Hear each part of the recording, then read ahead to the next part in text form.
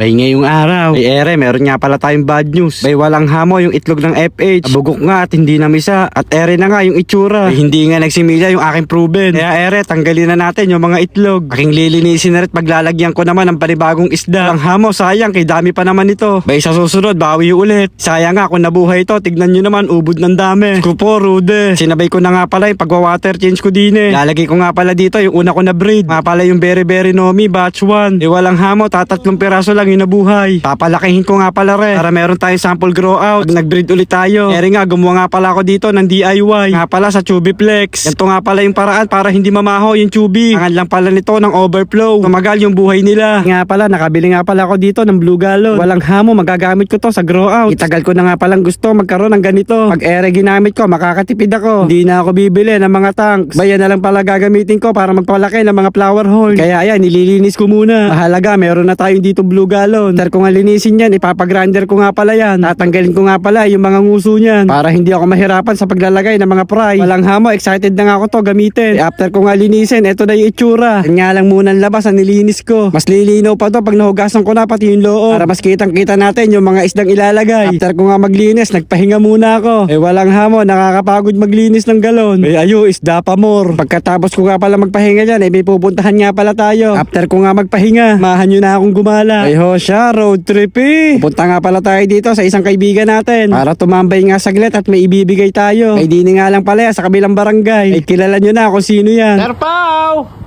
Hoy! Asan ka? Ayun. Wala kang magawa, no? Tayo mo ako dyan, bibigyan ko sa'yo. May ere na nga si Sir Pao, bumaba na. Walang hamo, di na ako naantay. Ere nga pala yung inawita sa akin ni Sir Pao. Ereng si Active, gusto nga raw niya subukan. Walang hamo, pag-akit ko din sa taas. Walang yaki, daming galon. 50 pesos nga pala yung binili dyan ni Sir Pao. Gagamitin nga rin pala niya sa mga grow out. Ere, yung partner ni Sir Pao, si Ibana Alawig. Kaya mo, kay sipag maghugas ng galon. May dine, pinakita sa akin ni Sir Pao paano gumamit ng grinder dine sa Blue Gallon. Walang hamo ng ingay, kakarinde.